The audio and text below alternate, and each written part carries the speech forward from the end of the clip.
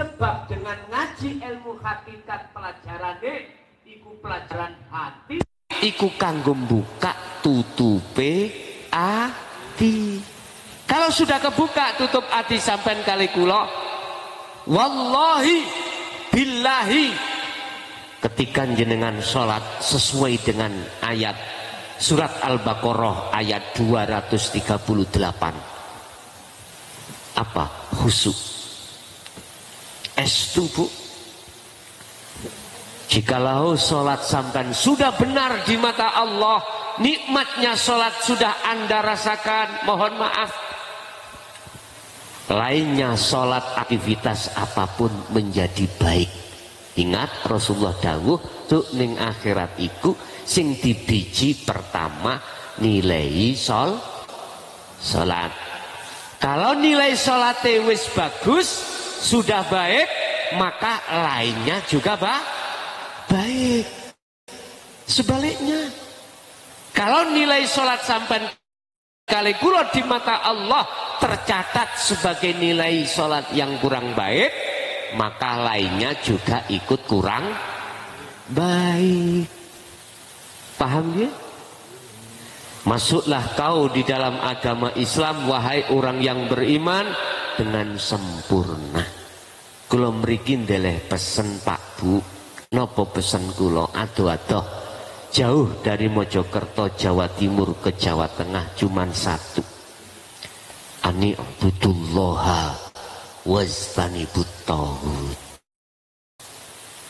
Sisihno tutupi hati itu.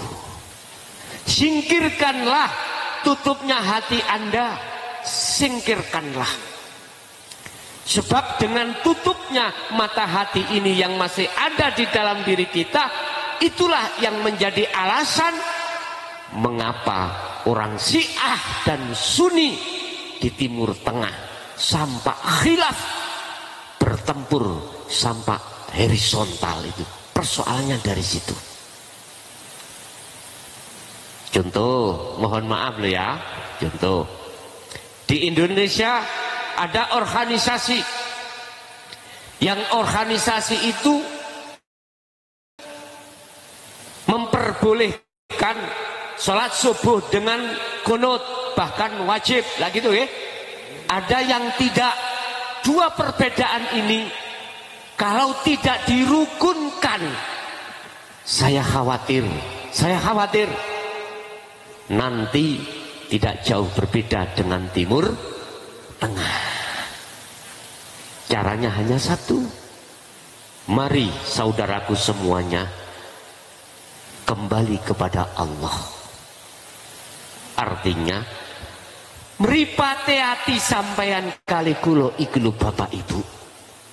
Oleh karena masih bersarang di dalam sini, nggak akan bisa melihat, merasakan, meyakini siapa sebenarnya Allah yang kita sembah setiap saat dan waktu itu. Nggak akan pernah bisa.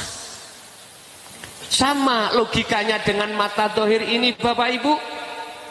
Udah nanti habis ngaji, mohon maaf nek jenengan setuju, kita pulang semuanya sama-sama. Sama-sama, yang laki ditutupi sarung mripate, yang perempuan ditutupi kudung. Pertanyaan kula, nyampak rumah? Mboten saged. Laksana seperti itu ketika idza jaa ajaluhum la yastaqdimuna sa'ah wa la yastakhirun. Naudzubillah. Ketika kita dipanggil oleh Allah, ruh ini dalam bentuk kullu nafsin dha'iqatul mati niki, dipaksa ruhaniyah untuk kembali kepada Allah. Manakala ruhaniyah kita, mata kita terhadap Allah masih tertutup sesuatu alias buta, jangan harap kita bisa sampai pada Allah. Oleh sebab itu, sejarah yang tidak bisa kita lupakan, nenek moyang kita, beliau baginda Nabiullah Adam alaihissalam, beliau seorang rasul, seorang nabi ketika di surga Allah berpesan, wahai Adam, maukah kamu selama-lamanya di surgaku? Inji. Tapi satu Adam, wala taqrabah hadhihi syajarah, jangan pernah kau dekati pohon itu. Nggih niki Pak, pohon sing nguwohe buahe namanya buah khuldi. Beliau terjerumus mboten? Oleh setan terjerumus mboten? Berarti gagal nggih Nabi Adam pada saat itu. Sendika dawuh, ya Allah, saya gatek nih. Apa gatek ini bahasa Indonesia ini, Bu Mak? Saya perhatikan, mohon maaf Bu, saya SD gak lulus Bu. Mboten sekolah SD kula, S2. Abah didik saya dari ibtidak, sanawi, aliyah, musyawirin, jadi nggak mengenal SD, SMP, SMA dan seterusnya. Dari pondok ke pondok, di sini dulu kami pernah ngenyam di Magelang Pak. Magelang ini pun di tebing nggih, mriki. Di tebing nggih. Iwatu Congol, Magelang Mbah Dalhar dulu. Pun wis tak terus kemauan materi ini. Ketika saat Nabi Adam iki sudah dipesan oleh Allah, apa yang terjadi? Allah pasti nguji terhadap kesetiaan Adam. Lewat siapa? Lewat iblis. Prosesnya dari situ. Lewat iblis sih. Nah. Iblis dibuka di dalam surah Al-Hijr ayat 39. Iblis itu ngomong ngeten Pak. Ya Rob, Tuhanku Allah, berhubung aku sudah kau cap sebagai makhluk yang ingkar, izinkan saya akan menyesatkan Adam dan anak putu Adam. Iblis kan mboten enten sopane Pak. Nyeluk Nabi Adam ae nguku Adam ngono. Bagaimana jawab Allah? Silakan. Berarti iblis mendapatkan mandat izin dari Allah. Nggih mboten? Wis. Sebetulnya itu Allah nguji Nabi Adam atas kesetiaannya lewat iblis. Gudo nangone Nabi Adam dan Siti Hawa. Apa iblis gudone? Isine iku bertolak belakang dengan dawuh Allah. Allah dawuhno, Adam jangan mendekat. Tapi iblis beda. Adam mendekatlah terhadap pohon itu. Pohon Pak, bukan buah. Asyajarah. Mengapa bahasa Quran memakai asyajarah?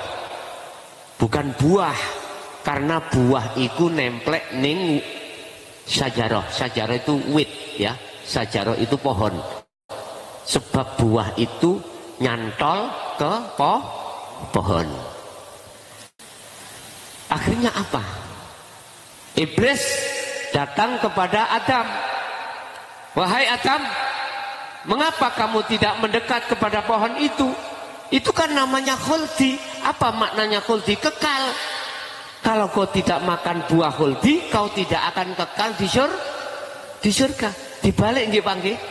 Maksudnya dawuh Allah dibalik. Waduh Pak. Kadang kita itu melihat istri kita bunek-bunek. Tahu bunek-bunek Pak? Halo. Kebalikannya, istri melihat kita suaminya kadang nggih jengkelno.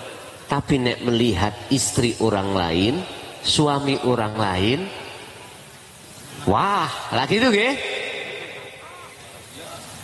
Nah, inilah Pak bahaya Pak. Tinggal sampai manut pesene Allah, apa manut pesene iblis. Loh, iblis itu wis ana njero diri kita, Pak.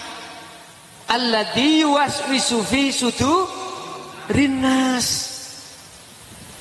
Iblis atau nafsu itu membisikkan di dalam dada kita, membisikkan di dalam hati kita.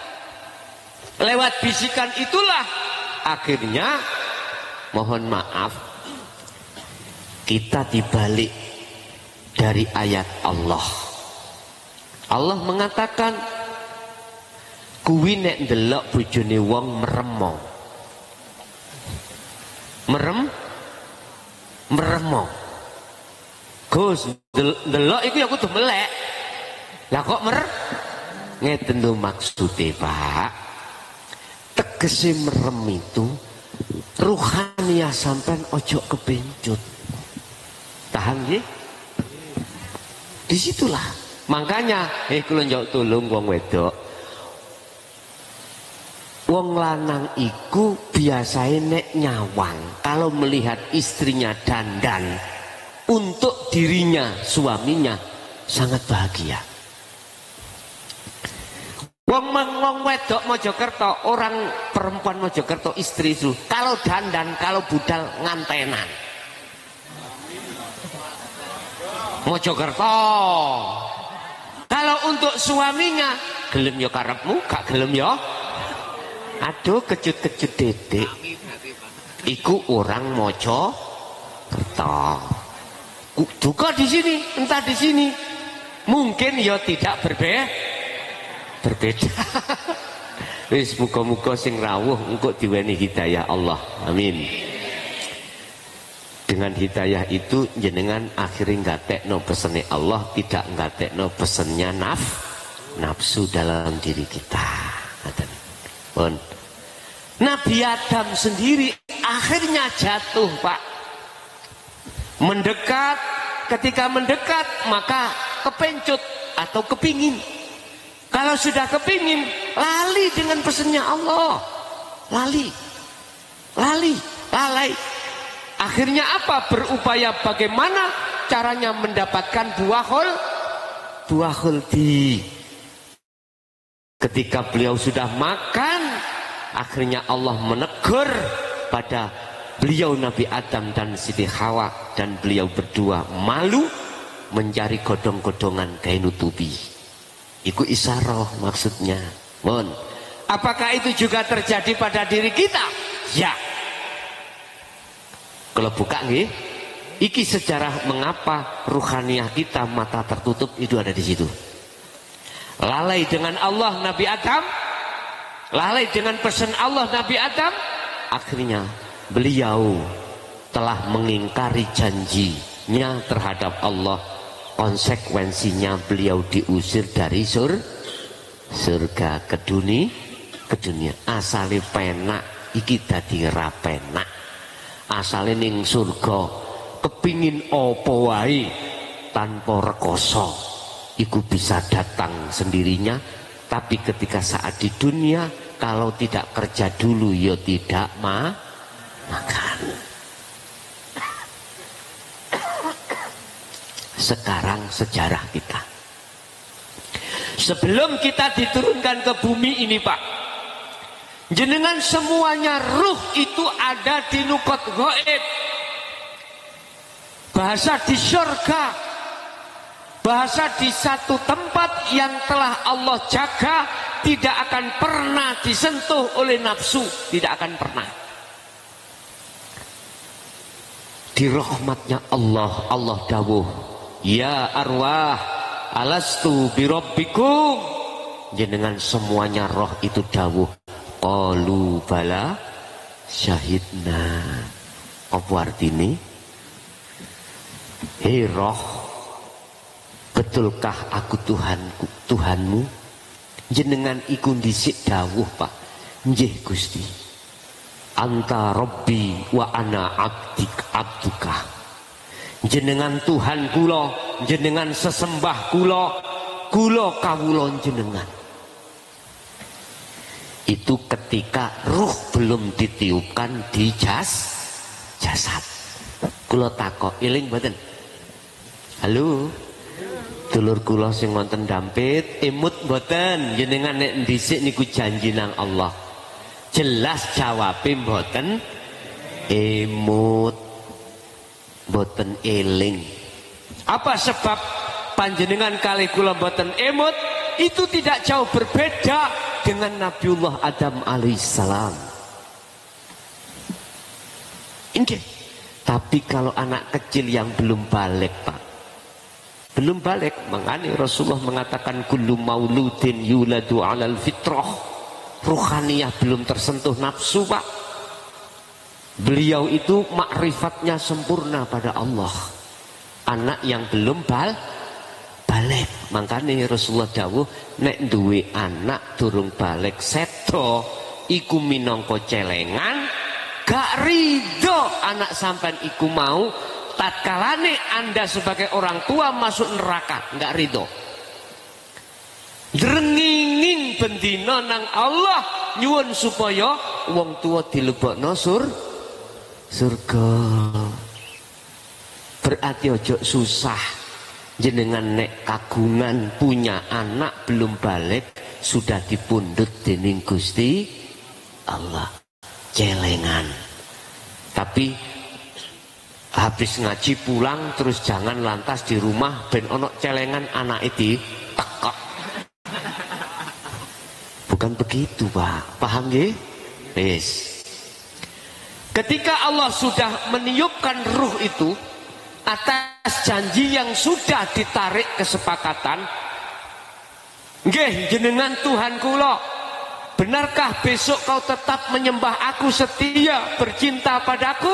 Ruh jenengan jawab, qalu bala syahidna, nggih saya tetap setia datang jenengan. Proses demi proses lahirlah jenengan ke dunia, mesti nangis. Nggih mboten? Wonten tiyang dampit begitu lahir tau wangi, Pak endi njaluk sepeda motor? Ada? Mboten wonten, mesti nangis. Dia di dalam kandungan nggak pernah bekerja, Pak, tapi selalu nutrisi diberikan Allah. Bahkan dia sebelum lahir ke dunia sudah disiapkan ASI monyor-monyor. Nggih mboten? Di ibu Allah sudah siapkan. Ketika dia lahir sudah Allah siapkan semua. Si bayi tanpa nyambut gawe, makan apapun pingin dikasih lewat orang tua. Tapi ketika balik datang, Pak, ini nafsu teka nguji sampean. Allah nguji kita.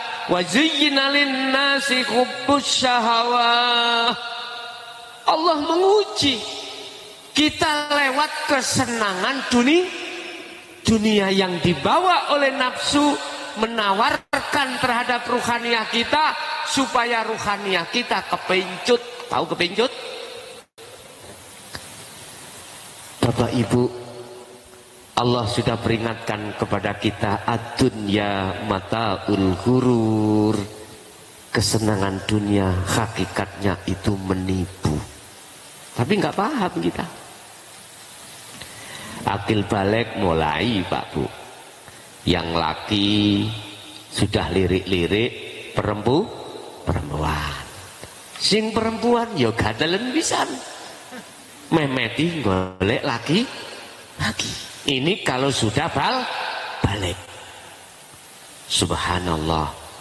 Apakah ini salah, Gus? Tidak. Karena ini proses kita, Pak. Dari fitrah kemudian ke kotor. Inilah yang disebut jiwa yang kotor, ruhaniyah yang buta matanya karena tertimbun oleh kesenangan dunia yang dibawa oleh hawa nafsu. Apa hubbus syahwat tadi di dalam Al-Quran disebutkan ada 3, Pak.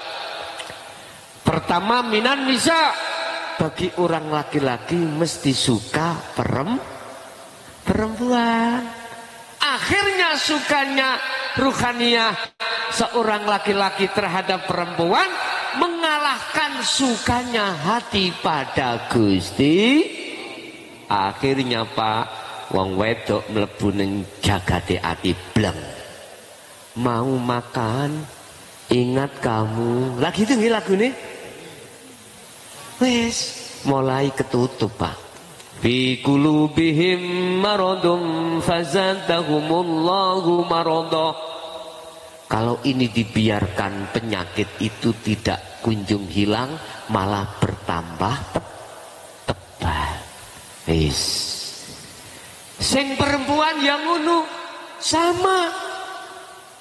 Jantung hatinya itu bukan Allah, tetapi si laki pertama. Kedua, apa yang menjadi tutupnya hati kita, Pak? Adalah pertama minan nisa, kemudian wal banin, anak. Akhirnya jatuhnya hati sampeyan tresnane iku nang anak. Mengalahkan tresnane ngati menyang Gusti Allah. Akhirnya dadi tutupi hati. Wis bojo, anak, loro. Terakhir wal qanatiril muqantarah. Dunya brono. Karena di dalam rumah tangga kita tidak bisa, Pak, lepas dari kebutuhan. Nggih mboten? Pasti. Akhirnya kerjalah kita pagi, siang, sore, malam sudah untuk memenuhi kebutuhan keluarga. Bagaimana caranya anak dan istriku itu tidak kekurangan? Akhirnya kita itu dihadapkan kesibukan bekerja. Salah apa enggak? Tidak. Karena ini proses kita. Paham nggih? Yes. Kita nggak usah bicara tebal dan tipisnya, tutup mata hati kita, jangan.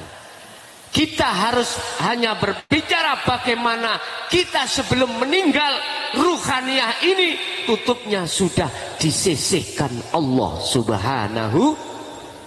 Syaratnya hanya satu, fattabi'uni, ikutilah kanjeng Nabi. Bagaimana caranya kanjeng Nabi? Ikuti teladannya beliau. Sempurnakan Islam jenengan. Berarti kita tidak boleh hanya ngaji ilmu syariat saja, tetapi kita juga harus ngaji ilmu hakikat. Apa ilmu hakikat itu? Ilmu tasawuf, ilmu tauhid, ilmu untuk mengenal tutupi hati kita, Pak. Sebab nanti kalau sudah kenal, sudah tahu, maka jenengan akan diperintahkan untuk menyisihkan, menyingkirkan tutupnya hati dengan cara bagaimana? Nanti jenengan akan dibimbing oleh guru-guru akhirat jenengan, guru tasawuf jenengan, guru tauhid panjenengan. Berarti jenengan kedah pados guru akhirat. Guru akhirat. Itulah guru yang mendidik khusus ilmu tentang hati. Bagaimana caranya jenengan kali kula ini sholatnya bisa betul-betul khusyuk datang Allah. Beliau-beliau inilah yang dimaksud al ulama warasatul anbiya. Para alim ulama itu sebagai pewaris para nabi. Berarti ulama yang bagaimana? Ulama yang betul-betul mengajak ruhaniyah sampai kali kulo ini untuk belajar ilmu tauhid. Jelas? Jelas Bapak Ibu? Wis, iku nek wis ketemu ulama sampai jadikan sebagai guru jenengan untuk mendidik datang kita ruhaniyah, dikasihlah sampai 3 hal. Apa? Pertama, 3 tugas. Pertama, jenengan harus memahami tentang ilmu-ilmu yang diberikan oleh beliau yang disebut ilmu tauhid. Di situ ada sifat wajibnya Allah 20. Yang di dalam 20 ada sifat nafsiyah, ada sifat apa malah? Ma'ani, sifat maknawiyah. Terus tunggal sifat apa? Halo? Salbiyah. Jadi nafsiyah, salbiyah, ma'ani dan maknawiyah. Iku kok dididik kanggo ngenalno sinten si roh sampean itu. Man arafa nafsah faqad arafa rabbah. Disitulah nanti jenengan akan mengenal diri sampean. Sebab di dalam diri sampean ada nafsu papat pak, ya, nafsiyah, amarah, lawamah dan mutmainah yang tergabung di dalam dua sifat, yaitu sifat basariyah dan sifat basirah. Itu nanti sampean akan dikenalkan dulur sampean sing ono awak sampean yang selalu ngeting rohaniah itu. Yang rohaniah itu ada yang dijerumuskan, ada rohaniah yang diberikan petunjuk, dikenali sisi-sisi. Inilah maksud Rasulullah. Salah satu dawuh pesan Rasulullah sebelum beliau wafat yang terpenting, umatku besok akan mengalami satu peperangan yang amat besar daripada perang Badar, perang Khandaq, perang Uhud, yaitu perang melawan hawa nafsu. Dan itu mungsuh sampean ada di dalam diri sampean. Surat Al-Baqarah 208 tadi diteruskan, innahu sak temene nafsu, innahu lakum aduwwum mubin, innahu sak temene iblis lakum kedue sira kabeh iku aduwun mungsuh mubinun kang pertelo. Itulah nafsu. Sesungguhnya nafsu atau iblis itu adalah mungsuhmu yang jelas atau yang nyata. Nah, biar dibuka hati sampean iku untuk mengenal nafsu dalam diri sampean. Nanti kalau sudah mengenal nafsu satu-satunya, lah disinilah nanti akan bisa memerangi dengan benar. Setelah itu barulah akibat yang dijalankan oleh nafsu yang berupa khotam atau tutup dalam hati jenengan soyo suwe, soyo ilang. Lama-lama menjadi hilang. Di situ nanti jenengan akan dididik ilmune, nomor loro akan dididik kholwate, dididik lakune, dididik uzlae, dididik topone, dididik sampean kali kula mujahadai. Baru terberiku yang terakhir jenengan akan dididik bagaimana istiqomah kita selalu dan selalu tiap saat dan waktu untuk mendikirkan terhadap Allah, untuk mengingat pada Allah. Itu dididik guru sampean kali kula nanti. Jane ning Jawa Tengah nggih kathah, Pak. Guru-guru yang kados mekaten. Kathah. Ya, tolong jenengan saderenge sedo, aku pesen ruhaniah sampean makrifat dhisik. Setuju nggih? Jadi aku pesen ojo mati dhisik jenengan, ya. Halo. Kula pesen ojo mati dhisik nek gak ruhaniah sampean wis makrifat dateng Gusti. Ojo mati dhisik nek gak salat sampean wis kusuk nang Gusti. Sapa wae wong kuwi ning donya mangkana fi hadhihi a'ma fahuwa fil akhirati a'ma wa adallus sabila. Barang siapa ketika saat di dunia mata hatinya masih buta terhadap Allah, kemudian lantas meninggal, maka di akhirat pun juga buta, wa adallus sabila, dan jalannya lebih gelap. Naudzubillahi min. Lewat dawuh niki kula pesen dateng jenengan, tolong dulur kula sing wonten Dampit khususe ojo mati sik gak. Nek gak jenengan iki atine wis makrifat dateng Gusti Allah. Wis iki ngaji koyok ngeten iki kula udal, Pak. Saya tidak pernah menutupi karena ini kula anggap paling penting di akhirat besok biar kita husnul khotimah. Lah ngoten to? Wis nikilah panganan sing kula jokno ning sampean. Napa sih nek kula urei fungsine salat jenengan kali kula selama ini si eling perkara dunya sebab ketutup oleh nafsu.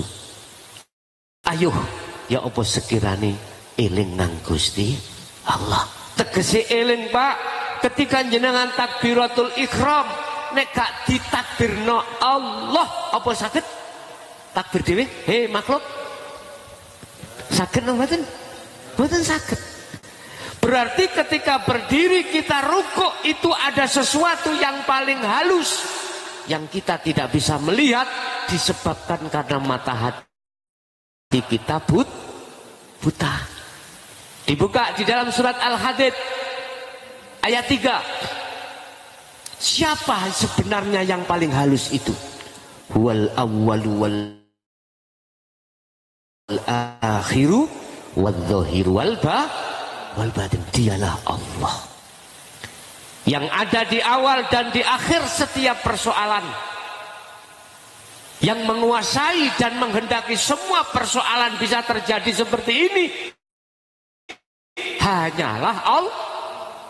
Tinggal hati kita itu bisa iman di situ atau tidak.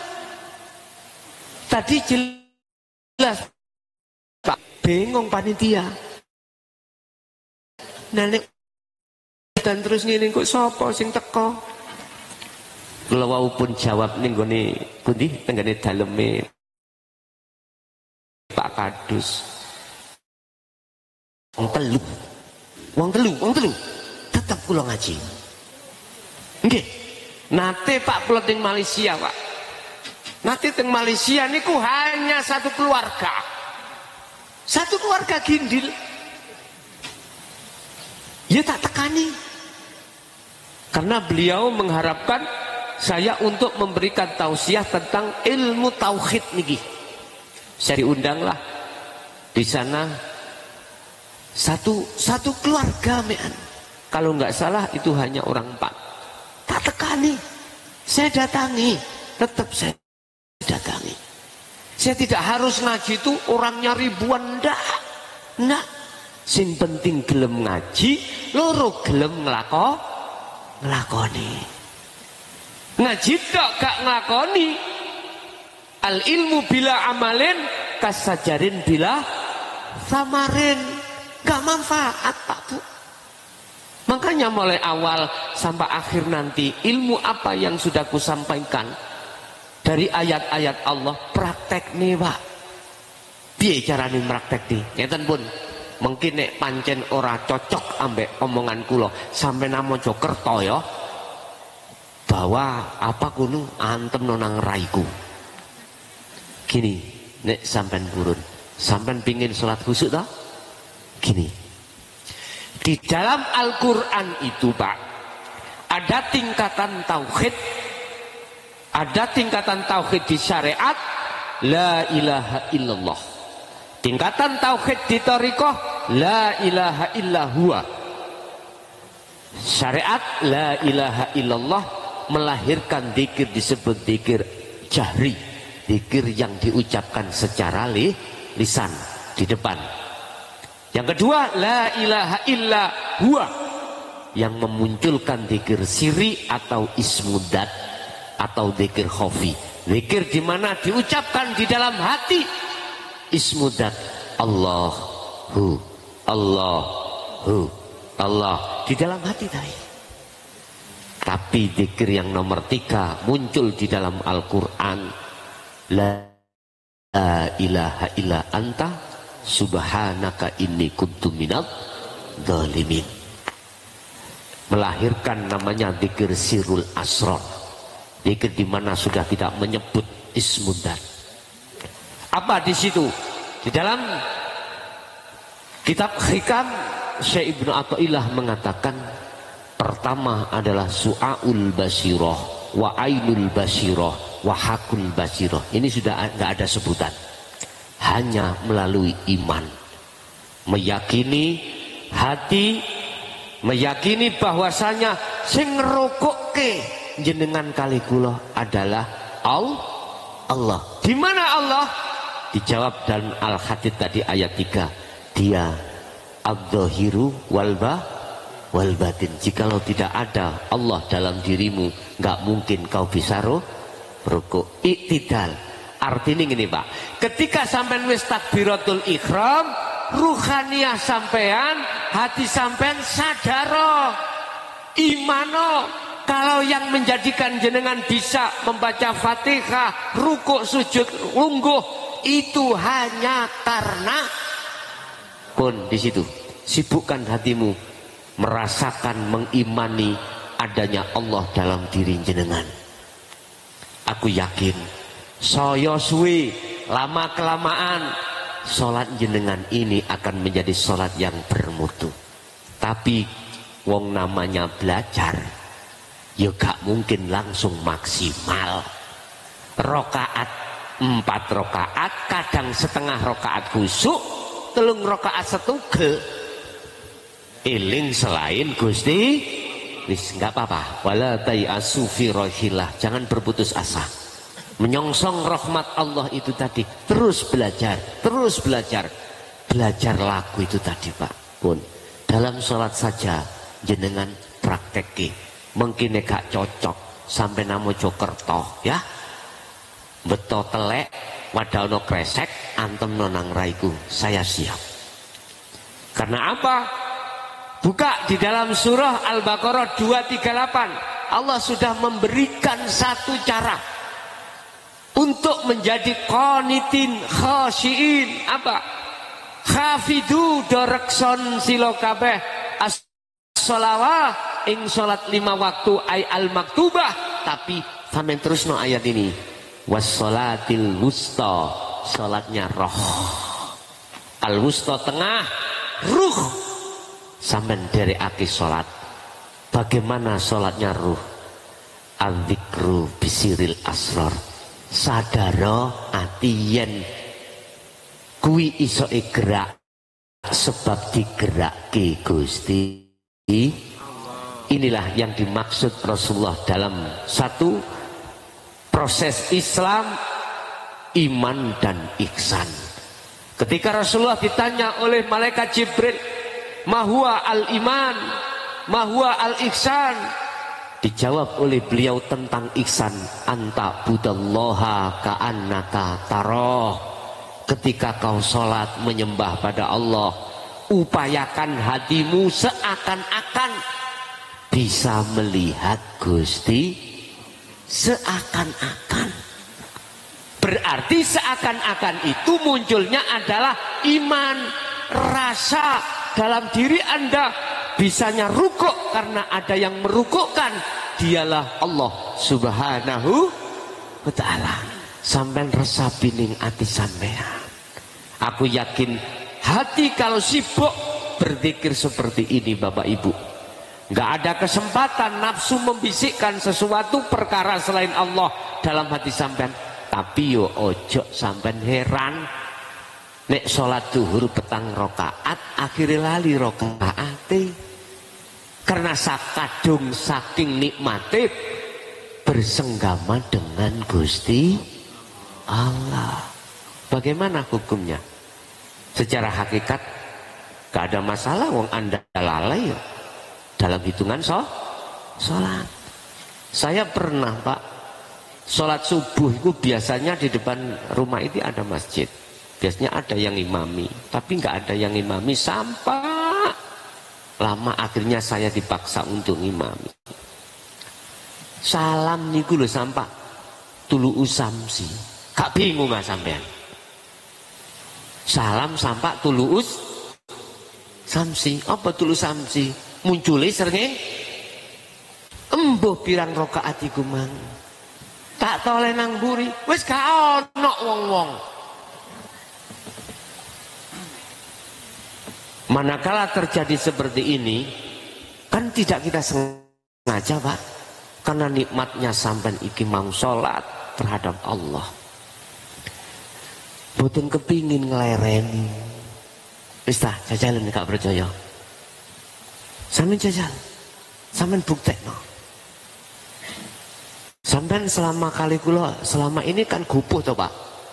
Paling sholat berapa menit? 5 menit? Kedawan nggih? Kedawan. Apa maneh di belakang itu ibu sholat subuh Allahu Akbar. Sebelum sholat kita goreng ikan dendeng untuk suami kita yang mau kerja. Lagi tuh nggih. Allahu Akbar. Kerungu meo. Akhirnya eling apa men? Ikan dendeng. Iya mang kata tutupi. Akhirnya ceplok wis assalamualaikum didelok. Wis. Melihat sampean ada kucing makan ikan dendeng, coba. Aku yakin sampean mencari sandal. Nggih Bu? Wis seadanya, ada kanjingi lawang yo kanjingi. Coba tak uren sedikit. Kucing bisa makan kalau tidak dikehendaki Allah, sakit makan sendiri? Mboten sakit. Mengapa kita tidak bisa melihat Allah yang menguasai kucing? Karena mata hati kita masih buta. Terus solusinya bagaimana? Pertama, carilah guru akhirat. Kedua, Anda akan dididik ilmu tauhid untuk bagaimana cara membuka tutupnya hati tadi. Tentunya satu dengan ilmu, dua dengan laku atau kholwat, ketiga dengan istiqomah. Aku yakin dengan itu nanti sedikit demi sedikit hijabnya hati, tutupnya hati kita akan disisihkan oleh Allah Subhanahu. Sebab surat Ali Imran Allah sudah katakan, jikalau kau ingin cintamu diterima oleh Allah, sebab kau telah mencintai selain Allah, maka ikuti saya, kata Rasul. Apa? Rasulullah itu hanya mencintai Allah Subhanahu wa ta'ala. Sulitnya kita mencintai Allah, oleh karena sulitnya kita melepaskan cinta kita terhadap selain Allah. Inilah taruhan kita, harus menanggalkan hati, meninggalkan cinta selain Allah. Apa tadi? Garwa, anak, dan harta. Sebetulnya mudah Pak. Nanti Anda akan dididik bagaimana caranya bercinta pada Allah di tengah istri, bercinta dengan Allah bersama suami, bercinta dengan Allah bersama anak dan harta benda. Aku tanya, manakala tidak ada Allah hidup dalam diri istri, suami, anak, bisa datang ke sini? Gak bisa. Cuman hanya persoalannya kita belum bisa melihat Allah. Lihat Allah, itu aja. Aku yakin jenengan dengan niat yang kuat, tulus terhadap Allah untuk takarrub, untuk mendekat, aku yakin Allah akan kasih jalan kita untuk sampai pada Allah Subhanahu wa ta'ala. Bapak Ibu hadirin jamaah rahimakumullah. Terakhir kami sampaikan, mumpung saya masih diberikan Allah perintah untuk menyampaikan tentang hal ini. Sebab biasanya orang yang sudah mengurai semua hukum hakikat iku umuri gak dawa Pak. Umuri biasa gak dawa. Saya ini sudah 54 ya. 54. Kalau Rasulullah itu 63. Berarti kalau tinggal berapa Pak? Hah? Kalau mengikuti Rasulullah tinggal 9 tahun. Saya tidak berbicara ngalor ngidul, enggak, cukup saya katakan, tolong Bapak Ibu, sudah saya anggap sebagai saudara saya, tolong jangan mati dulu jenengan sebelum panjenengan tutupi hati datang Allah sudah dibuka. Kalau sudah dibuka monggo sedo enggak mopo. Nggih. Sebab mohon maaf, orang meninggal itu ada dua, husnul khotimah dengan su'ul khotimah. Yang dimaksud husnul khotimah, kata Rasulullah, kalbarki, balie kembalinya seperti kilat. Mengapa seperti kilat? Karena dia tidak buta dan tahu jalan menuju dan bertemu Allah. Bagaimana caranya? Buka di dalam surat Al-Kahfi ayat yang terakhir, ayat 110 surat Al-Kahfi. Bagaimana caranya saya bisa bertemu Allah? Wa man kana yarju liqa Allah. Barang siapa yang ingin bertemu Tuhannya Allah, Pertama adalah fal ya'mal amalan sholihan. Itulah Pak yang ku maksud jenengan iki, dengan ilmu yang sudah jenengan bawa, kemudian amal laku kholwat. Yang ketiga adalah istiqomah. Inilah yang disebut at-taqwa, terdiri dari 3 unsur: ilmu, amal, dan istiqomah. Lakukan terus. Kalau Kanjeng Nabi sistemnya ada di surah Al-Insan ayat 25-26 Pak. Wadhkur isma rabbika bukrata wa asila. Pagi sampai sore, malam, pagi terus. Ruhaniyah beliau selalu berzikir datang Gusti. Terus bagaimana kita sebagai umatnya? Seharusnya tetap meneladani Kanjeng Nabi. Jangan pernah lepas zikirmu. Anda tidak akan pernah lepas zikirmu manakala kau sudah mendapatkan guru akhirat dan Anda sudah berlaku ilmu, amal, dan istiqomah. Pun ini kalau sudah sampai terapno setiap saat dan waktu, aku yakin. Yang kedua syaratnya, wala yusyrik bi ibadati rabbih ahada. Anda tidak akan beriman kalau yang memakan dendeng itu adalah kucing. Nggak akan percaya. Pasti hati sampean itu mau melihat Allahnya yang punya kehendak di situ. Bukan perkarane Allah mangan dan ndak. Sing mangan dendeng iku kucing, sing menguasai makan dendeng iku Allah. Di situ Allahnya nanti. Akhirnya jenengan kalau sudah makrifat pada Allah, Anda tidak akan pernah protes, Pak. Nggak bisa jenengan amarah, nggak bisa. Ingat sejarah orang wanita nakal. Nomornya 21.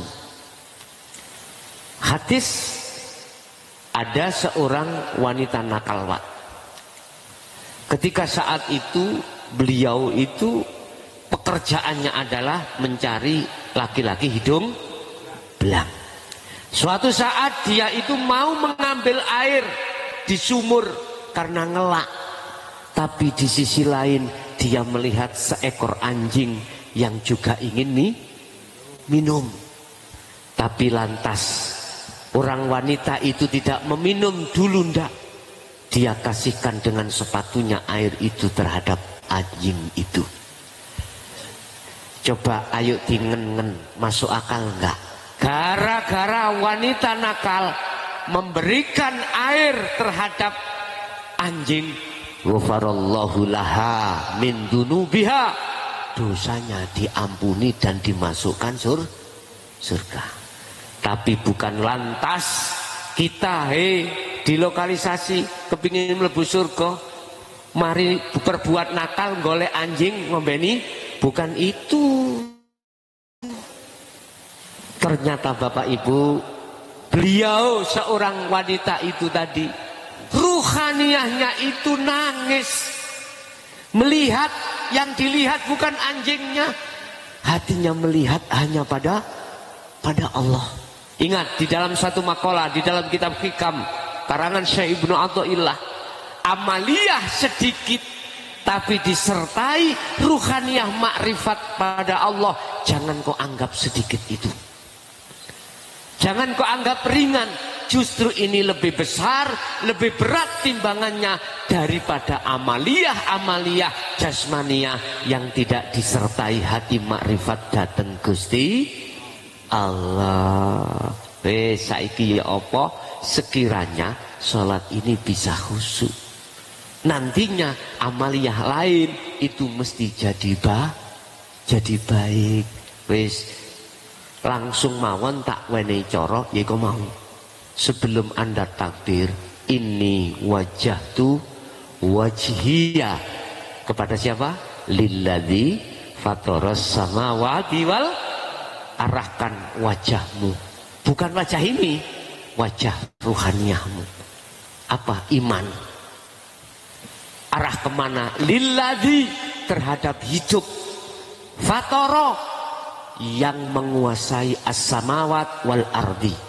As-samawat jagati ruhaniyah, wal ardi jagati jasad. Berarti Allah itu ning jero, ya ning jaba. Allah ya di dalam, ya di luar. Itulah yang disebut alladzi adalah zat hidup. Bahasa orang sampit apa? Dampit itu adalah urip, hidup. Imankanlah hatimu, hanya Allah itu yang menggerakkan diri kita. Paham ya? Iku carane. Jangan dilepas itu. Teruskan semuanya sampai salam. Aku yakin nilai sholat jenengan mengke gak mudah dimasuki nafsu. Diilingno dengan perkara urusan dunia. Dicoba nanti nanti malam sholat tahajud 2 rakaat saja. Coba jenengan terapkan zikir yang kumaksud tadi. Zikir sirul asrar adalah yakin, merasakan, meyakini bahwasanya Allah di dalam dirimu dan di luar dirimu. Wa nahnu aqrabu ilaihi min hablil warid. Aku, kata Allah, lebih dekat daripada urat leher, urat nadi. Itulah yang disebut hidup. Bapak Ibu hadirin jamaah rahimakumullah. Seperti biasanya saya kalau habis memberikan materi ini, biasanya saya kasih waktu Pak ya. Kasih waktu tanya jawab. Sebab apa yang kusampaikan, aku yakin tidak semuanya paham. Nah, ketidakpahaman itu bisa panjenengan tanyakan. Makanya saya tidak kundur dhisik, saya tidak pulang dulu sebelum jenengan iki mang estu paham. Aku nggak ingin ilmu yang kami sampaikan ini di dalam hati sampeyan itu tidak berguna. Aku ingin ilmu ini berguna dan bisa bermanfaat. Bisanya bermanfaat ilmu ini harus dipraktekkan. Caranya mempraktekkan, tolong tadi sudah saya katakan, praktekkan di dalam sholat. Oke, itu Bapak Ibu. Sementara materi yang kami sampaikan, kita masuk pada sesi tanya jawab dan dialog. Barangkali ada yang perlu ditanyakan, monggo kami persilakan.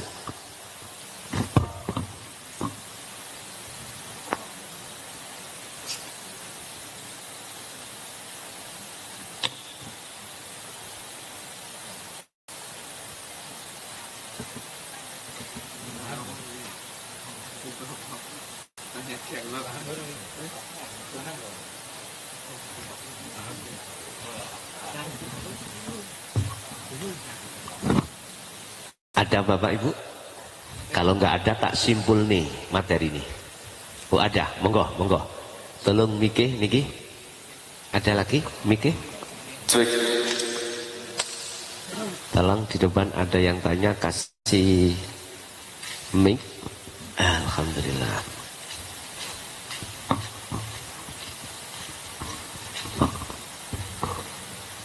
Bismillahirrahmanirrahim. Assalamualaikum warahmatullahi wabarakatuh. Waalaikumsalam. Langsung bertanya, tanpa melalui proses zikir jahar, kemudian zikir siri hu Allah, kemudian kita sebagai nyun sewu masyarakat awam, apakah sakit langsung ke sirul asrar? Terus kemudian ingkang kalih nyun sewu, tahapan lagi untuk ke makomu syahadah, apakah memang harus wajib melewati mukasafah dulu? Terima kasih. Wassalamualaikum warahmatullahi wabarakatuh. Waalaikumsalam warahmatullahi wabarakatuh. Kita memang dididik oleh Allah lewat sumber Al-Quran, ya dah, terkait bagaimana caranya kita berzikir, menafikan dan mengisbatkan nafi isbat di dalam la ilaha illallah. Kita mulai kecil sudah dididik tauhid la ilaha illallah. Tidak ada Tuhan selain Allah yang wajib disembah. Kita awal dikenalkan nama dulu Pak. Allah saya katakan nama, lihat di dalam surah Al-Fatihah ayat 1. Bismillahirrahmanirrahim. Dengan menyebut nama Allah. Udah. Allah nama. Lantas di situ ada istifham pertanyaan. Siapa yang memiliki nama Allah? Nama saya Mukhlason. Nama jenengan si A, si B, si C. Yang memiliki nama Mukhlason itu siapa? Gak mungkin keliru si A dan si B. Oke. Setelah itu kita ditingkatkan pengenalan terhadap Allah lewat kalimat huwa. La ilaha illa huwa. Tidak ada Tuhan yang wajib disembah kecuali Dia. Bahasa Dia itu berarti jauh, Pak. Masih jauh. Makanya disebut ismudzat.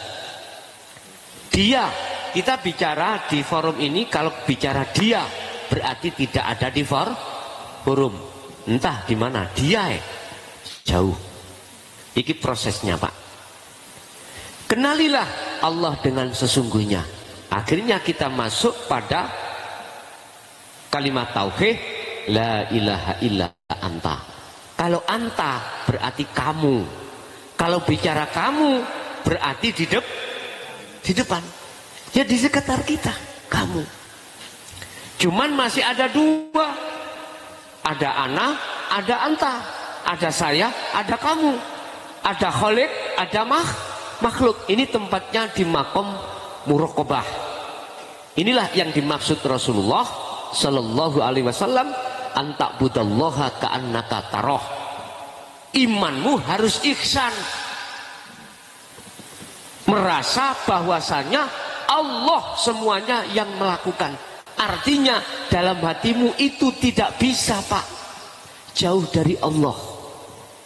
Artinya Anda beraktivitas apapun selalu merasa dipantau oleh Allah. Ini namanya muraqabah.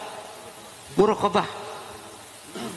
Di dalam Sirul Asrar itu memang ada 3 tahap. Pertama muraqabah, kedua menuju musyahadah yaitu ainul basyirah, bertemu. Nah ini yang belum bisa kami sampaikan ya.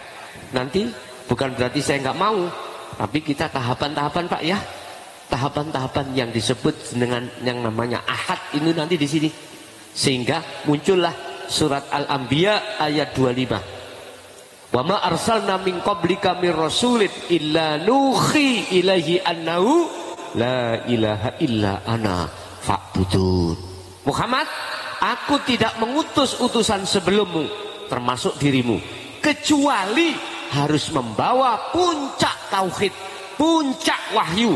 Apa? La ilaha illa ana. Terangkan di tengah-tengah umatmu supaya umatmu bisa makrifat pada aku. Bapak Ibu mohon maaf, selama ini ditutupi, Pak. Bukan ditutupi, ketakutan kita sebagai ulama. Karena siapa yang berani membahas tentang la ilaha illa ana, zalika dhalalatun. Kata ahli kitab mengatakan itu sesat. Naudzubillah. Akhirnya beliau-beliau para masyayikh, para kekasih Allah hanya berani membahas itu di tengah forum yang khusus. Tidak berani dibahas di tengah-tengah umum, nggak berani. Karena menjaga fitnah. Siapa yang mau datang baru dijelaskan. Kalau nggak mau datang, dia pun tidak mau menjelaskan di tengah umum. Takutnya ada fitnah. Sehingga jenengan wekdal berguru ilmu kaweruh. Mengapa guru-guru akhirat kita dulu itu olehnya menjelaskan bil isyarah, dengan bahasa isyarah atau kinayah atau sindiran. Itu semata-mata bukan bingung no sampean tujuannya, tidak. Semata-mata biar tidak terlalu ada fitnah. Begitu, Pak. Terlepas dari tahun zaman Sayyidina Ali Sampai tahun 2014 ini loh Pak, baru para alim ulama berani berbicara tentang illa ana. Tidak hanya di tengah umum, bahkan di medsos, gitu. Banyak di medsos saat niki sekarang berbicara tentang ahad, tentang legalitas. Siapa sih yang memiliki nama Allah itu?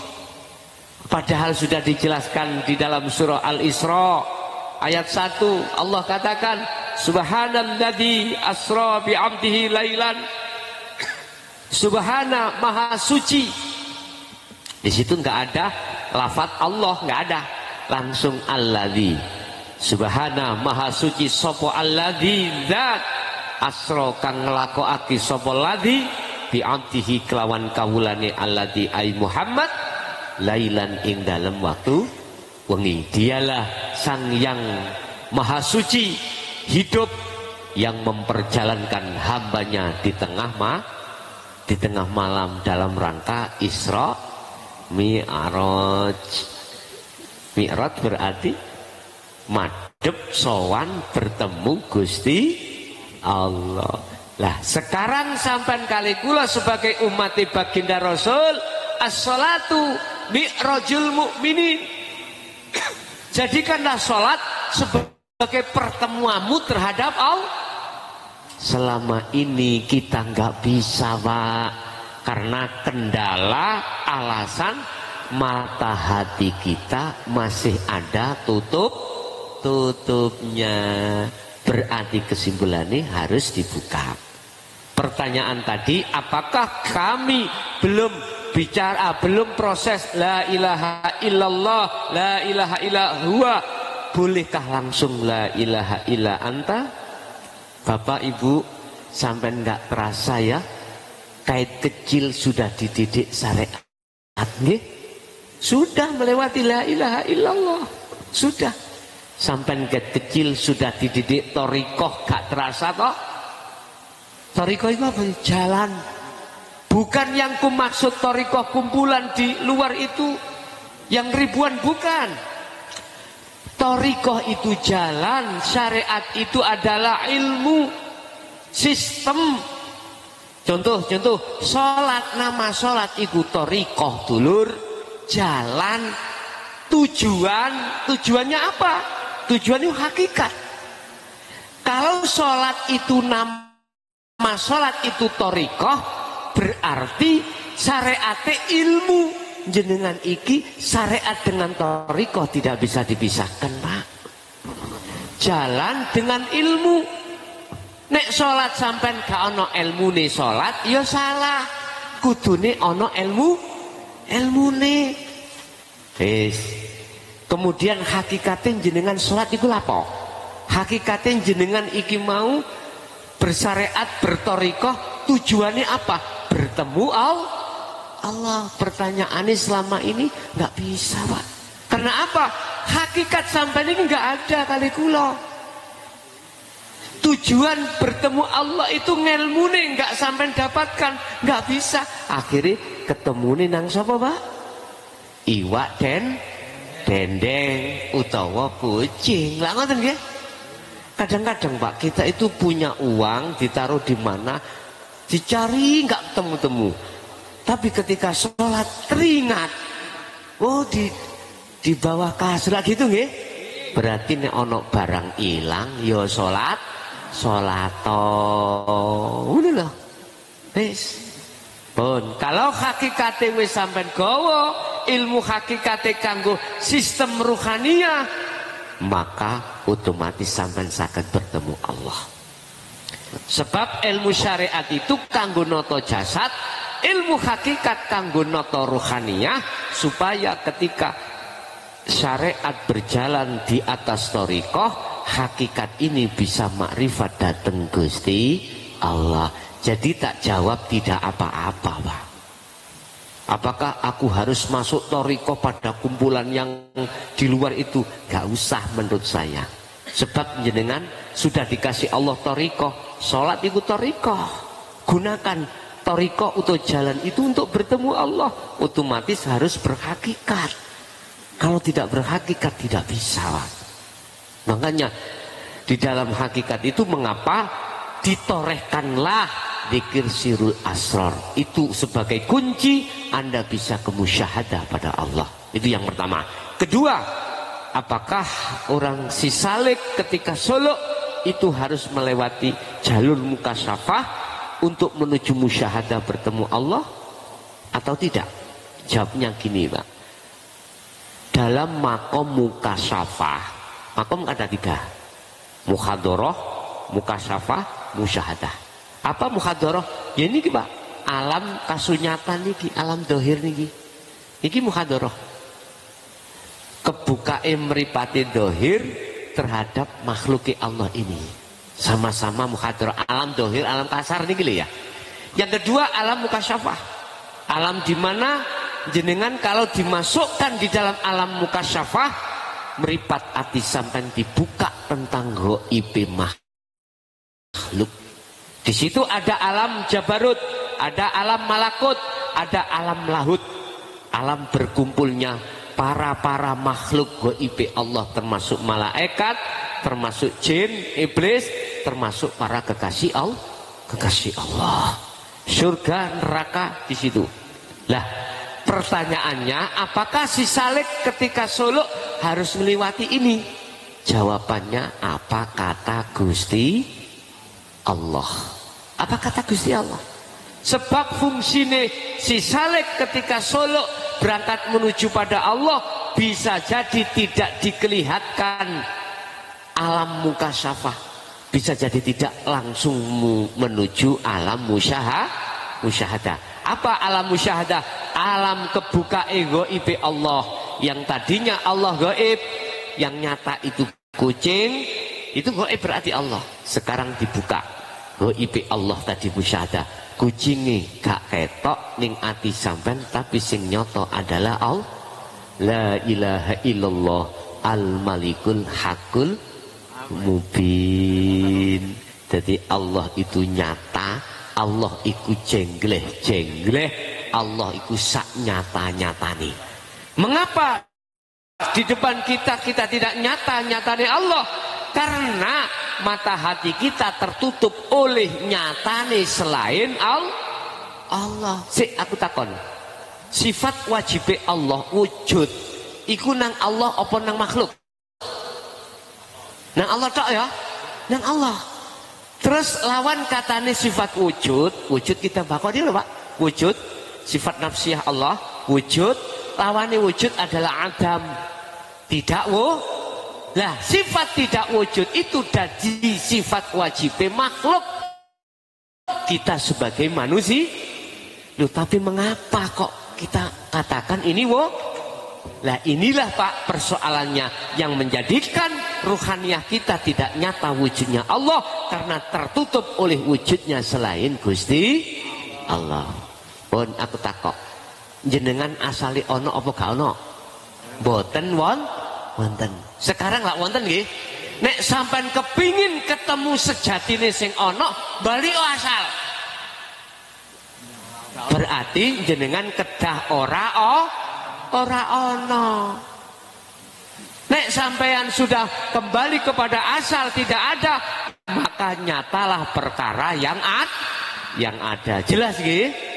Loh, wis enak ini loh. Dulu para masanya 2014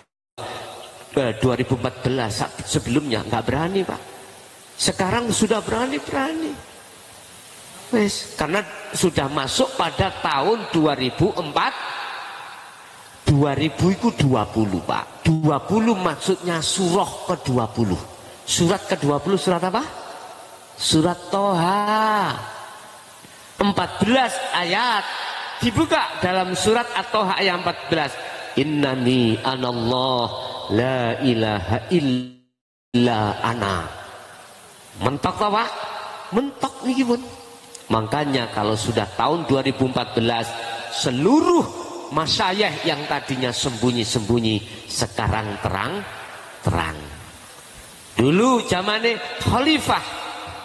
Khalifatul Rasyidin Abu Bakar, Umar, Utsman, Ali meneruskan estafetnya Rasulullah menggelar dinul haq ini di tengah umum. Tapi pada saat itu ahli kitab sebagai penentang belum kuat, nggak berani Pak. Tapi ketika Sayyidina Ali, bagaimana? Ahli kitab sudah kuat. Yang membunuh Sayyidina Ali siapa?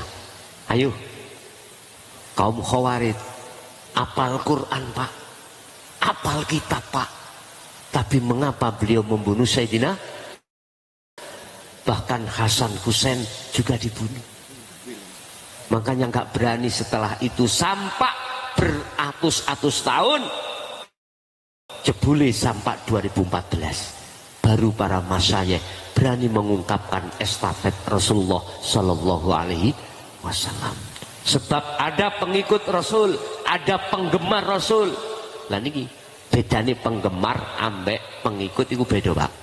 Nek penggemar cuman ngrungokno ngajine penak, dirasakno tapi gak gelem nglakoni.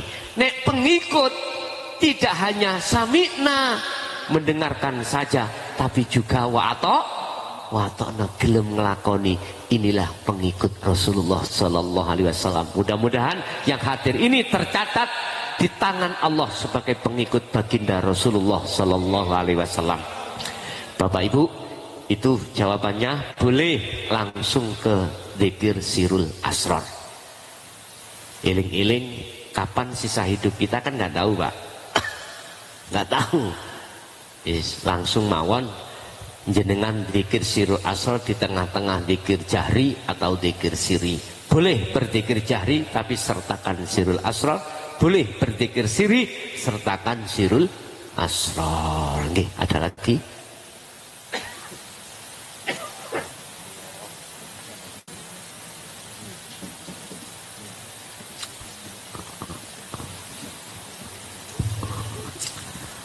Assalamualaikum Gus. Waalaikumsalam. Ini mau nanya sedikit ya Gus. Monggo.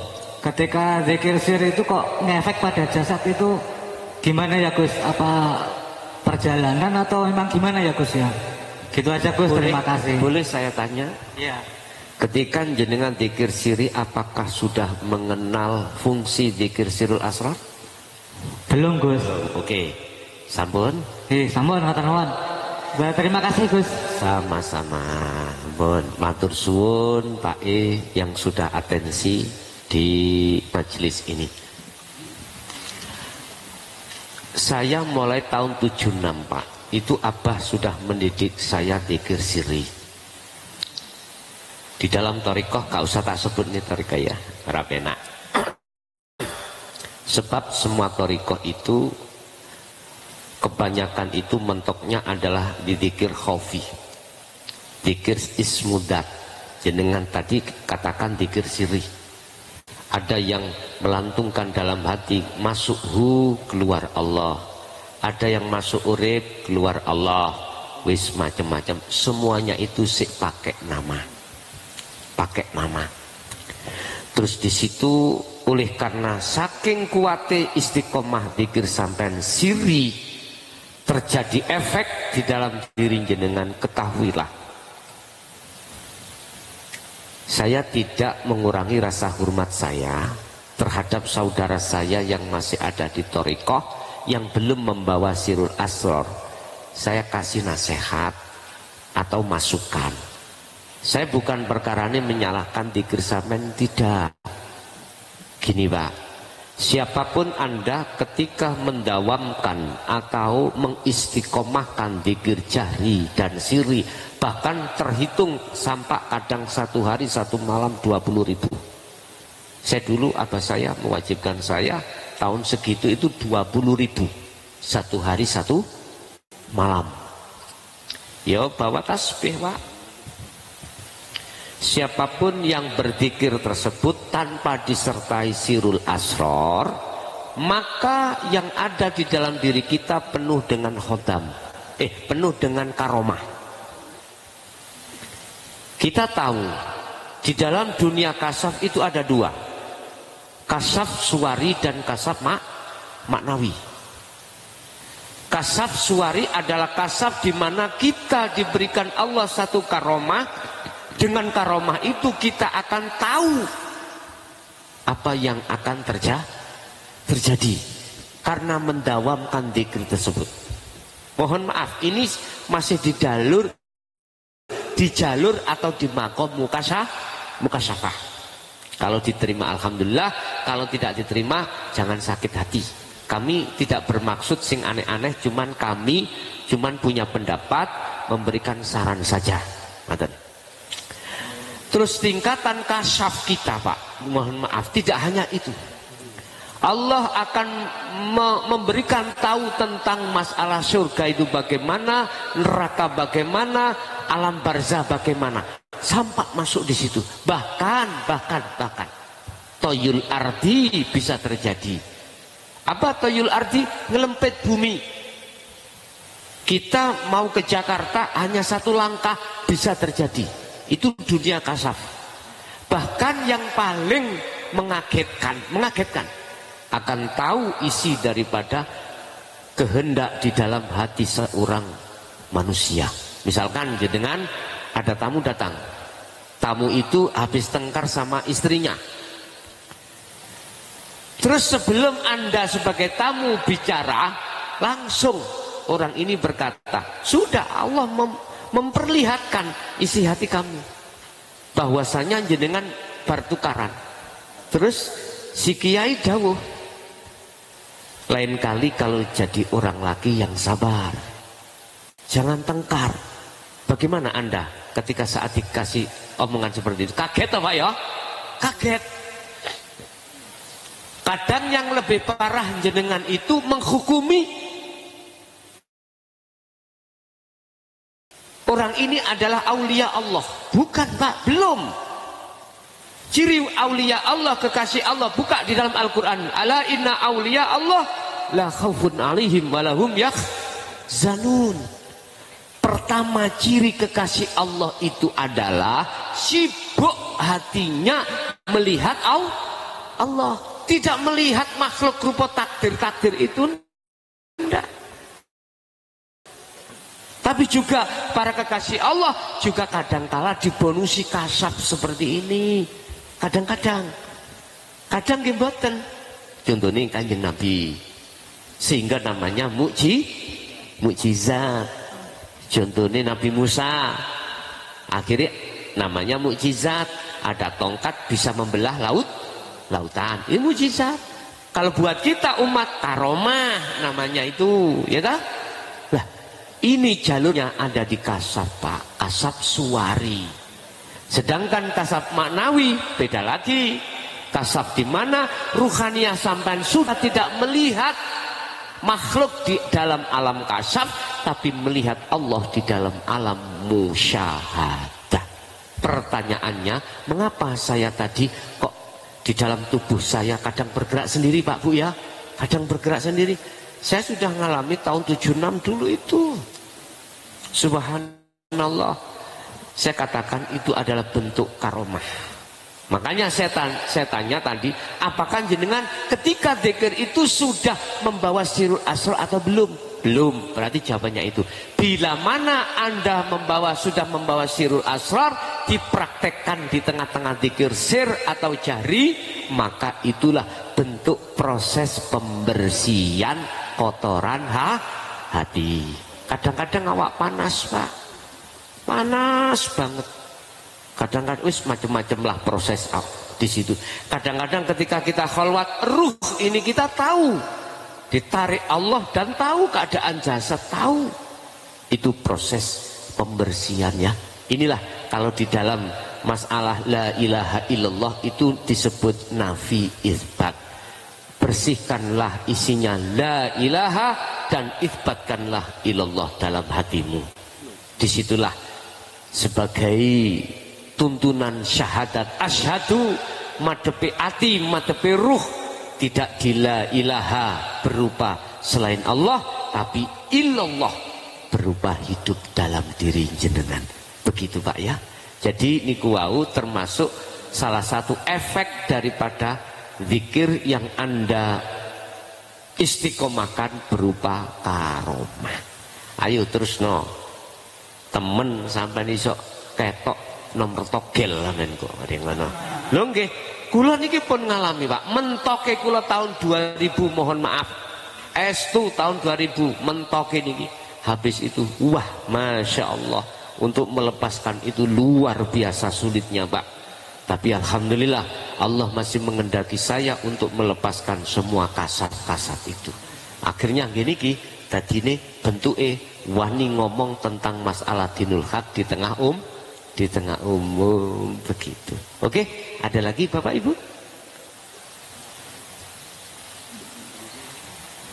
Wis, bila mana nggak ada pertanyaan karena sungkan ya, wis sampean lewat no WA kula.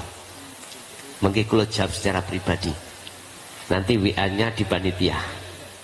0856 3282 561. Sampean tanya teng mriku. Niku ning channel YouTube kula. Channel YouTube kula resmi Ponpes Jaya Baru. Teng mriku ada nomor saya untuk menghubungi dan bertanya. Saged di situ. Ponpes Jaya Baru. Nah, senes bis lho Bu. Senes bis. Ini Ponpes Jaya Baru. Apa itu jaya? Apa itu baru?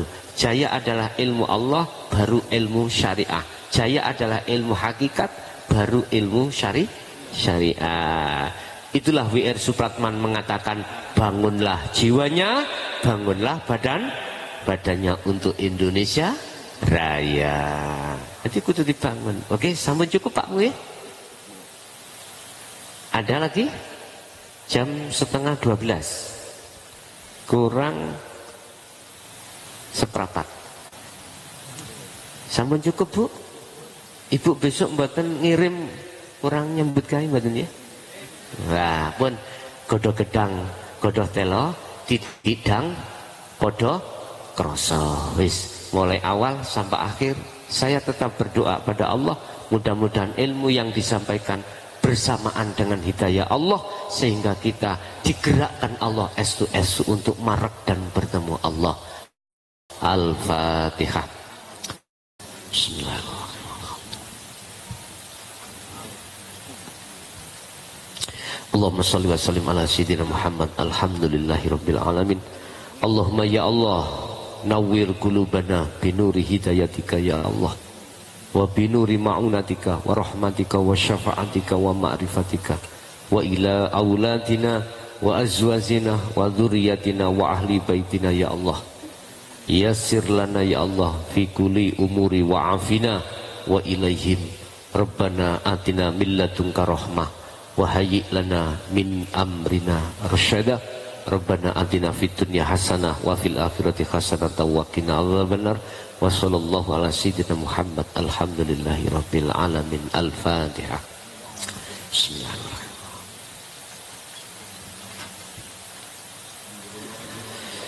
Kurang lebihnya mohon maaf dan saya langsung pamit datang jenengan mulai awal sampai akhir. Barangkali banyak kesalahan saya, toto kromo saya, ucapan saya kurang santun. Sekali lagi Pak Bu nggih, pun kapok nggih, dengan ilmu ini saged jenengan kembangkan lewat guru akhirat sing wonten Jawa Tengah. Monggo estu mulai awal sampai akhir. Hadanallah wa iyyakum wal afa minkum. Assalamualaikum warahmatullahi wabarakatuh.